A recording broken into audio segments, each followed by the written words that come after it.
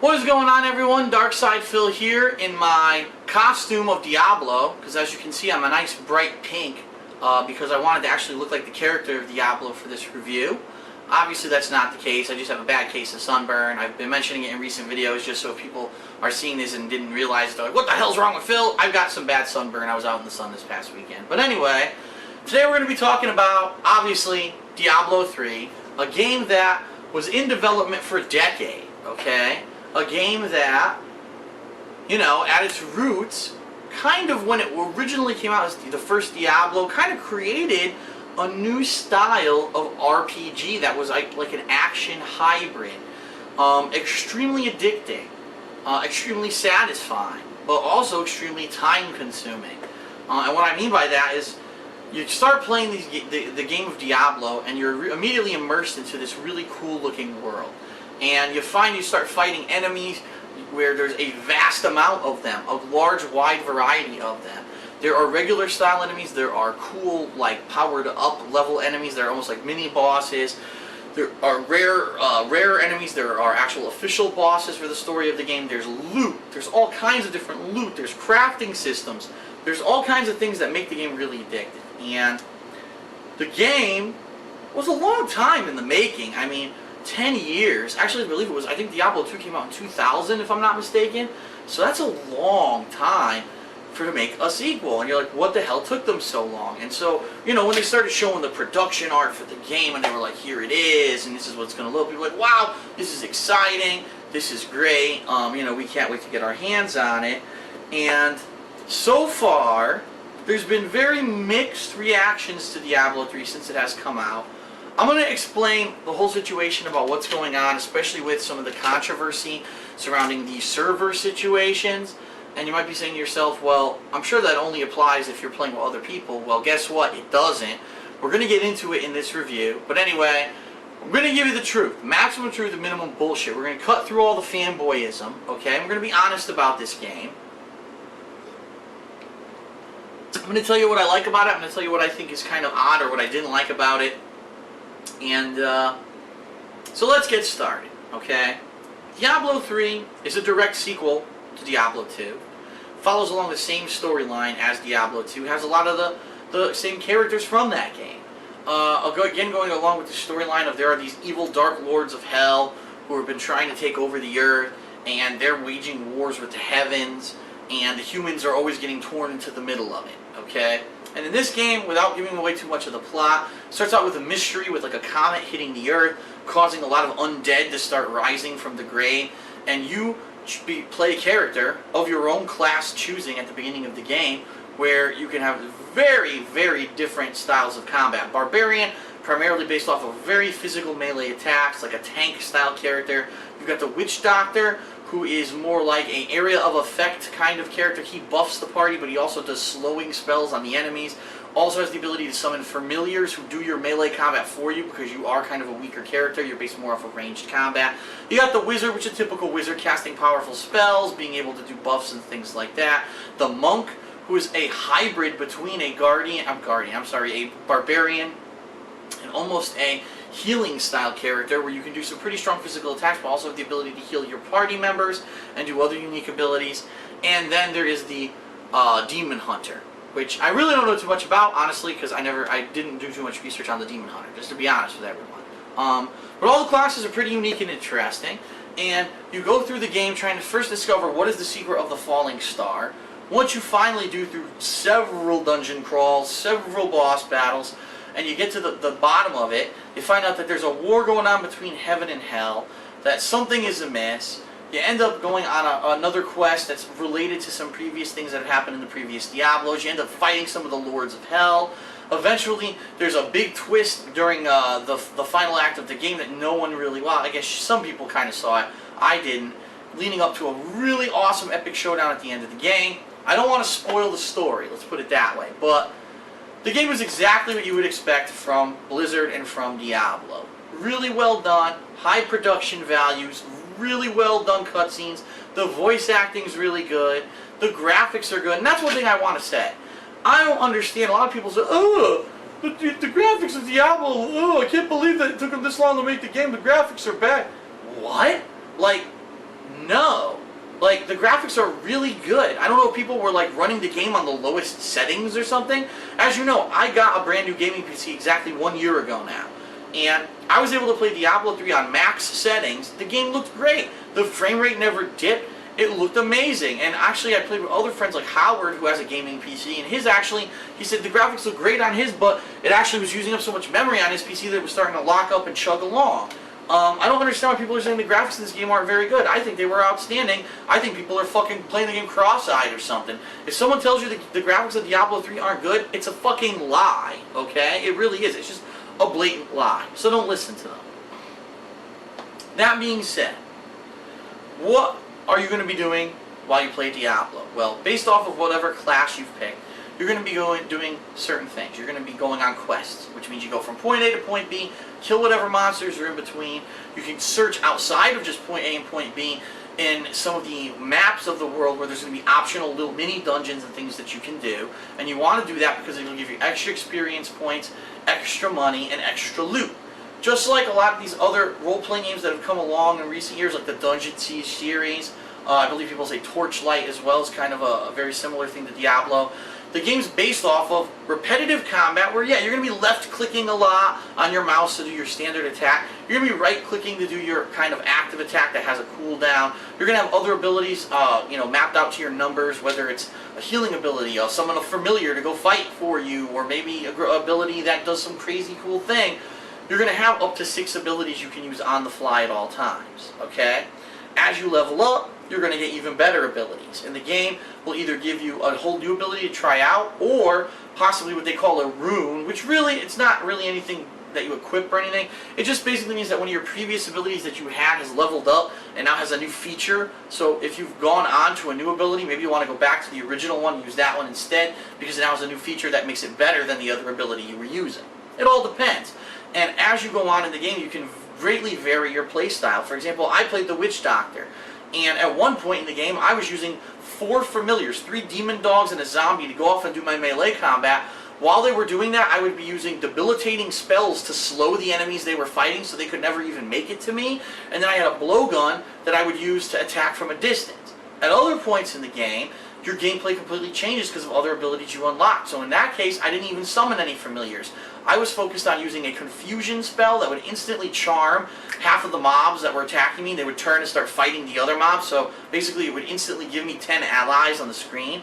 Or there was another ability called Transmogrify, where a shaman would be summoned and he would instantly turn an enemy into a chicken that was completely defenseless. And this is I think one of the most overpowered things in the game. There were bosses, high-level bosses that I were fighting that I was able to turn them into a fucking pig or a chicken and beat the shit out of them, and they had no defense to it. So you can play the game in a very greatly varied way depending on what abilities you want to continue to use as you play. Now, one of the biggest features of the Diablo series is the loot and the equipment that you equip during the course of the game, and how you get stat bonuses and such from this equipment. You can find equipment either by simply killing monsters.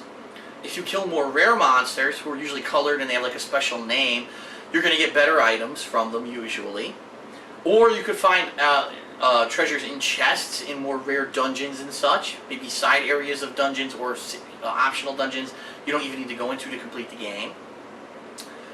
Or some of the best equipment in the game can be made by leveling up the blacksmith and the jeweler, okay? You're going to find these characters, a blacksmith early on and a jeweler way later on in the game, where if you put money into them continuously during the game, they're going to learn the ability to craft better items for you.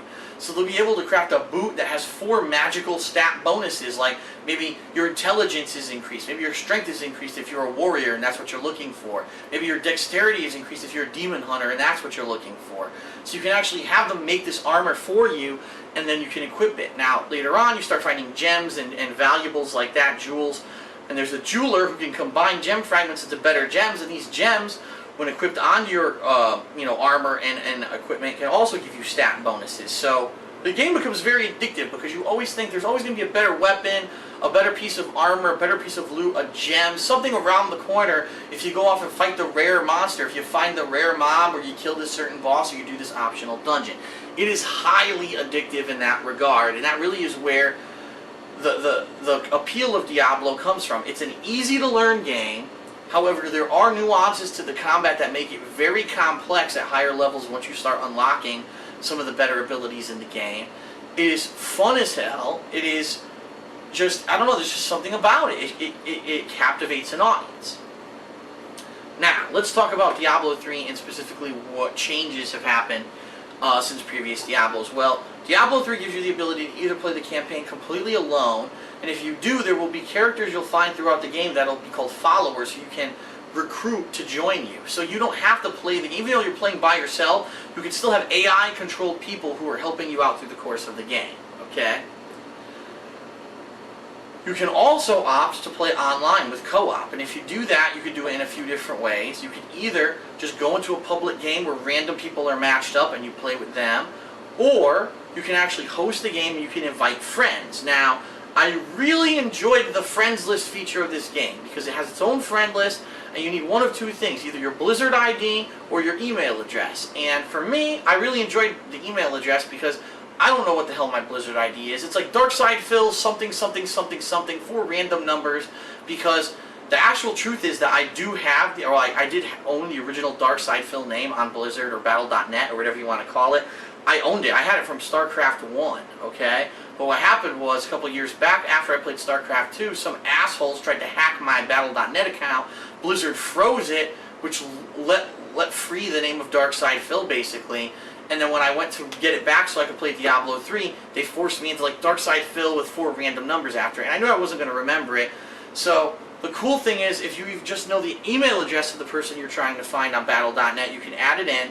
And once they're added to your friends list, now on the fly, you can see who's playing, what level they're in, if they're in a joinable game, and you can invite them, or you can just try to jump into their game. And for the majority of Diablo 3, I played it with either fans or actual friends of mine, and it was an absolute blast. Now what happens when other humans join your game is that the number of enemies increases dramatically, and also the strength and difficulty level of the enemies increases dramatically. So one enemy that used to be able to kill with 3 hits now might take 20 hits, but it's because there's 4 of you gangbanging him at the same time. And to be completely honest, once you get about halfway through the game, yeah, a lot of the game, if you're playing with 4 players, simply becomes 4 players just throwing so many abilities at once on the screen that it's completely full of things. Like at one point there was a giant frog eating things, spiders flying over here, giant fucking flames coming out, the barbarian was spinning, doing some fucking attack, the demon hunter was shooting fucking arrows, pissing and shitting all over the screen. It was fucking crazy, alright? And it's insanity, but it's a hell of a lot of fun. It really is. Especially if you're playing with people who are friends, or people who, like I said, me playing with the fans, which I always enjoy doing.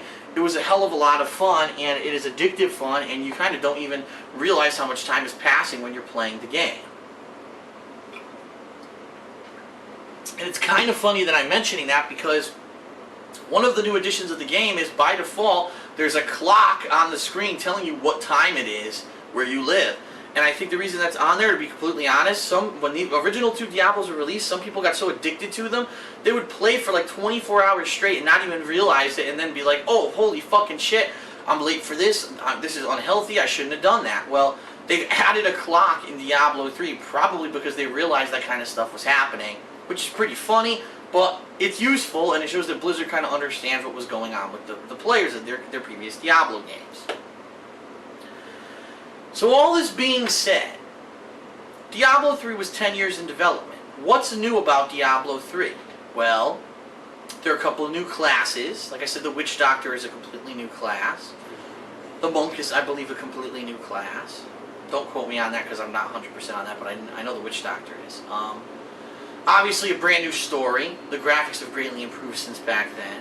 I really like the co-op aspect, is dropping in and out, being able to add friends on the fly and do all this really well done, streamlined, and all works perfectly.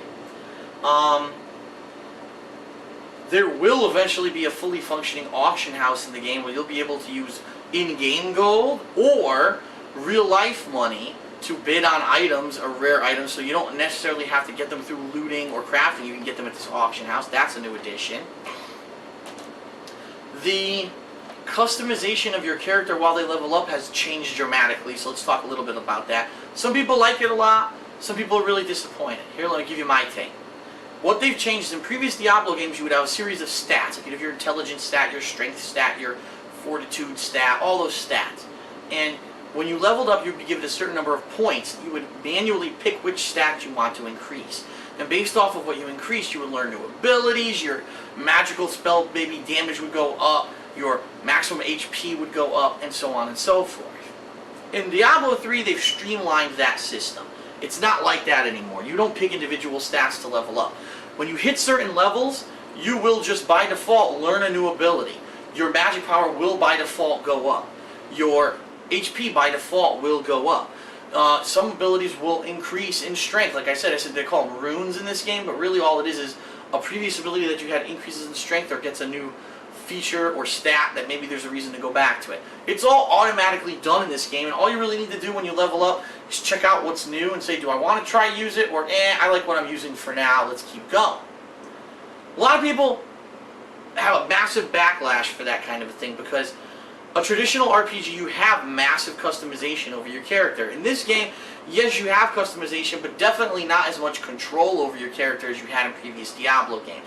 I can understand why some people don't like that and they're complaining. If it ain't broke, don't fix it. There was nothing wrong with the previous upgrade system. People loved it. Why did they change it? Or, if you're going to change it, why not give an option? You want the old school customization options or maybe the new school? Well, Blizzard just said, screw that. We're scrapping the old system, giving you this more simplified and streamlined system, and you just got to bear with it or else tough shit. So I can understand why the older fans of the series are a little bit disappointed about that, especially if they liked their old system. In my opinion, does it affect things so badly? Not really. And the reason I say that is what happened a lot with that old stat system is that people would strive to look for the best builds for their characters. So if you were a wizard, you want to know what the best stats are, at what point should you be picking which upgrade to intelligence and vitality and such. And you'd go online, and people had figured it out, these facts on how to do it, and so everyone ended up using the same best builds anyway. So all Diablo 3 is saying is, well, since you're going to probably do that anyway, we'll just streamline it for you so you don't have to pick manual stats. We'll do it for you. You just pick your abilities, okay? So I kind of see where they were going for. I can see both sides of the argument, why it could be a positive and a negative. It's one of the major changes. It's why I wanted to mention it, okay? But outside of the things I just described, they really didn't change a hell of a lot about Diablo 3. At the core, it's the same style Diablo gameplay. You're going to walk around, you're going to be traveling with your companions, you're going to be clicking the shit out of enemies while you blow them up, you're going to be using spells, area of effect. Depending on your class, you'll be doing different things. You're going to be looking for loot, looking for money, looking for upgrades so you can craft and do different things and keep playing, and it's repetitive, but it's interesting and it's addictive. One of the cool things about Diablo 3, which is the same as the previous iterations of the games, once you beat it, you actually end up unlocking a harder mode, Nightmare mode. In this mode, there's more enemies, the enemies are tougher, they drop better loot, and you get to keep your levels from your previous game. So, basically you have to continuously play the game over and over and try to figure out what's the best loot, what's the best thing for the situation. Now the game's become significantly harder. And from what people have told me, Nightmare mode is a far cry from the standard difficulty mode where it really takes a lot of micromanagement. It's definitely nowhere near as easy as the normal mode. If you're playing with friends, it really takes a lot of cooperative skill. You need to know what you're doing, you need to be on the ball, you can't fuck around, you know what I mean, just clicking and hoping you're going to kill everything. It's all about using the right spells at the right time, working together in tandem to take on these nightmarish hordes at higher difficulty levels. And that is the cool thing about Diablo 3. It's so addicting that even after you beat it once, you will probably want to play it a whole other time again. And being that just the standard campaign is roughly 14 hours long, and you're going to have the desire to go back and play it again, it's possible that you could get anywhere from 20 to 30 hours of really fun, cooperative gameplay out of this game, and that's a really cool thing for a retail game in this day and age.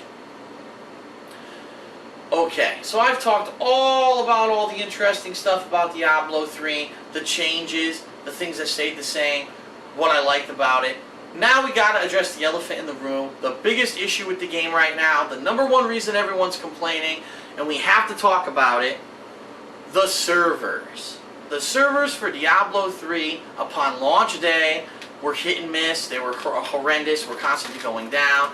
As of today, I hear they're still being repeatedly restarted during the course of the day. Let's talk about this.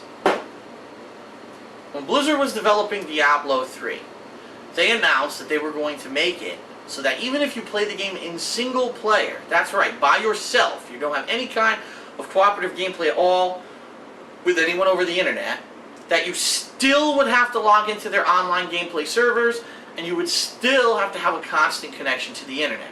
To which everyone groaned and said, what is that about? That's ridiculous. If I just want to play the game by myself, why do I have to always be on the internet? To which Blizzard replied two things. They said, number one, it's going to stop piracy, because they had a lot of issues previously with pirated games, especially with the offline modes. People would just get the game, and since they never had to really go online to do anything with the game, they could just use some kind of a key crack to register the game, and then they could play the game forever by themselves. Sure, they couldn't do the online play, but they could still play the game forever by themselves.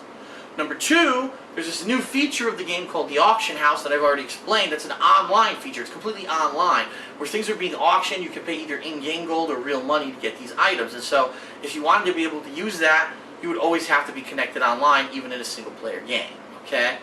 So people groaned and moaned, but then they kind of accepted, all right, whatever, we're just going to have to put up with it. Well, then all of a sudden, during launch week, it's announced by Blizzard that even though there's midnight launches all throughout the country and the game's being sold at midnight, no one will be able to play online until 3 a.m. on launch day. Basically saying that we don't want the people on the east coast of the country to be able to play before the people on the west coast of the country. Which makes no sense, because what you've just done, you've created a bottleneck. You've basically made it so that every single person who bought the game, who stayed awake, is going to try to play it at exactly the same time. You've purposely bottlenecked your servers, okay? So they fucked themselves from moment one. After about a day of really hit or miss gameplay, Blizzard finally got the servers working pretty steadily around Wednesday. But then what happened was they said, oh, the auction house wasn't working. Now keep in mind, there are people who are playing by themselves, not doing co-op or anything. They're just trying to play the damn game. They bought the game on Tuesday. It's a 14-hour long game. They're really enjoying the game. Maybe they don't have a lot of time to play. Maybe they have a limited time during the day that they can play. They just want to be able to play the game when they want to play it because they bought it. They're owed that by Blizzard. They are owed the right to play this game when they want to play it. Well, Blizzard says, well, guess what? Since the auction house isn't working, we're going to repeatedly restart willingly, not that they have to because the game's not functioning, but just because this one portion of the game, the auction house, that has nothing to do with the actual gameplay of the game, isn't working, they're going to repeatedly and willingly restart their server several times a day. And hopefully, after the server restarts, it'll implement changes and eventually the auction house will start working. Well, here's what ended up happening. Wednesday night, everyone's playing the game. They restart the servers. Okay, everyone's able to get right back on. They restart the servers again. Uh-oh, we can't get the server to turn back on for an hour and a half. So anyone who wanted to play the game for that critical prime time, I think it was around like 8 to 9 p.m. Eastern Standard Time, that hour and a half was completely fucked. Because Blizzard is dicking around with some stupid fucking auction house that no one cares about. If you bought the new game, all you want to do is play your new game. You don't care about the auction house features. Only Blizzard cares about the auction house. The only reason they care about the auction house is because eventually it's going to make them extra money. So, obviously, the reason for this massive backlash against Blizzard right now, the reason why so many people are up in arms saying we want refunds, even though there's absolutely no chance you're going to get a refund for a PC game ever, is because they cannot play the game when they want to play it, which is absolutely ridiculous. If I buy Max Payne 3 and I pop it into my Xbox, I can fucking play the campaign of Max Payne 3 whenever the hell I want. Not so with Diablo 3. If they've decided to restart their servers, or if they're doing server maintenance to try to fix the auction house, you can't play this game at all. That's fucking absurd. That's a horrible choice for the customer. It's completely selfish of Blizzard, and it's unacceptable kind of behavior for what's supposed to be a AAA game developer who's rolling in fucking dough, by the way, to be repeatedly restarting their servers and fucking people over so they can start a service so they can make more money. You just sold record-breaking amounts of this game for $50 a pop. You made your money. Let people play the fucking game they already bought, then worry months down the line about another extra revenue stream for your company. It's completely preposterous, it's completely selfish, it's bullshit, and Blizzard needs to be chastised for this kind of behavior. Now, there are people who have a lot of experience with Blizzard, Blizzard fanboys, people who've played World of Warcraft for a significant amount of time, and they're laughing at the situation. They're saying, oh, you foolish noobs. Didn't you know that every time a Blizzard game is launched, the servers overload? And so you shouldn't be complaining about this, you foolish noobs. Ha ha ha. Well, guess what? When I bought StarCraft 2, yeah, the first couple days the servers were overloaded, but I could still play the campaign offline. You can't do that with Diablo 2 when the servers are fucked. So that's what everyone's complaining about. This critical, it's not that the servers are overloaded, everyone expected that, but we all thought we could play the game by ourselves and beat the campaign first and then maybe go online and do some multiplayer cooperatively with other people. Another thing is, the PvP, here we are a week after release, the PvP is not enabled yet. Why did they launch a game and sell a game with a major feature that should be in the game, a feature that they actually had advertised throughout development would be a part of the game, that wasn't ready for launch yet, but the game was sold already? What is that? You know, why would you sell a game that's not complete yet? Why not delay it 2 weeks and put the fucking PvP into it? It boggles the mind. So, at this point, there are a couple really weird things going on within Blizzard with the decisions they made with this game that are just pissing people off. But now let's wrap this up and summarize overall my feelings about the game. The game is fun as hell. The game is classic Diablo gameplay. The fact that they've added the feature of having seamless multiplayer where you have people drop in and drop out at all times is a major plus. Extremely easy to have it work. A lot of fun to have it work. The gameplay is spot on with the previous Diablo games. You know, some people might say, well, the game hasn't changed that much. I completely agree. The game really hasn't changed that much since back in the day. The game is very similar to how it used to play. If it ain't broke, don't fix it. I can understand that mentality. A lot of people might also say, well, this game was 10 years in development. What were they doing for 10 years? Because the game doesn't really show anything new. And you know what? I kind of have to agree with those people too. When you're making a sequel to a popular series from 10 years ago, should you do something to make it more modern? And I understand they streamlined the customizations, but besides that, there's no real new aspects to the gameplay here. It's kind of the same that it was 10 years ago. It's nice to be able to jump back into that universe, but why didn't they add anything new? It's just like, you had all that time. You could have definitely designed some new stuff that people would have liked, and they just didn't go that route. I don't know why. I don't know what they were thinking. Maybe, again, if it ain't broke, don't fix it. It's still a really fun game. I just don't understand why there's nothing new in the game, okay?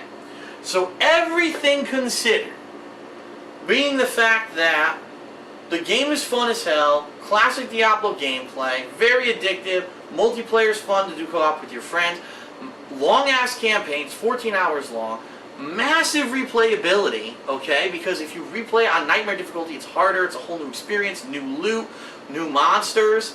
It's still, you know, you could get up to 30 hours, I would say, of gameplay out of this game just playing through it twice, and it's a hell of a lot of fun doing it. Massive positives. But you also have to weigh in the fact they really didn't add that much new into the game. It's kind of like it is the same game from 10 years ago with updated graphics, updated monsters, and updated story. There are massive server issues that are fucking people over. I'm sure eventually they'll be resolved, but the fact that Blizzard only had their own interests in mind, we don't want piracy, and we want more money through the auction house instead of, gee, let's just make a quality product and let our paying customers play it for a while, then worry about auction house to make additional revenue streams. That's really disheartening. Like, their mind is in the wrong place with that decision, that business decision, and that really weighs heavily upon me. So, overall, all things considered, I'm going to give Diablo 3 an 8. An 8 out of 10. A fun game, a great game, lots of quality gameplay, lots of replayability. Not outstanding or exceptional to the point where they didn't do anything new with the game. Yeah, it's good, but it's the same game. It's really nothing that much there's no groundbreaking changes, nothing different. And the fact that Blizzard has really annoying things in there, and they're fucking their own fans over and their own customer base for their own greed, basically, is unacceptable, and that has to be factored into a review, because right now if you buy this game, you might not be able to play it, even single player, when you want to play it. That's unacceptable. So, good game. I definitely recommend it. Fans of the original 2 games will love it. Newcomers will probably love it too. Just be ready to accept the fact you may not be able to play the game when you want to if you buy it within the first, same month of release. That's it for the Hateful Truth on Diablo 3. I hope you enjoyed it. I hope you found it informative. I cut through all the bullshit, I gave you the truth on the game, and now you'll know whether or not you actually want to check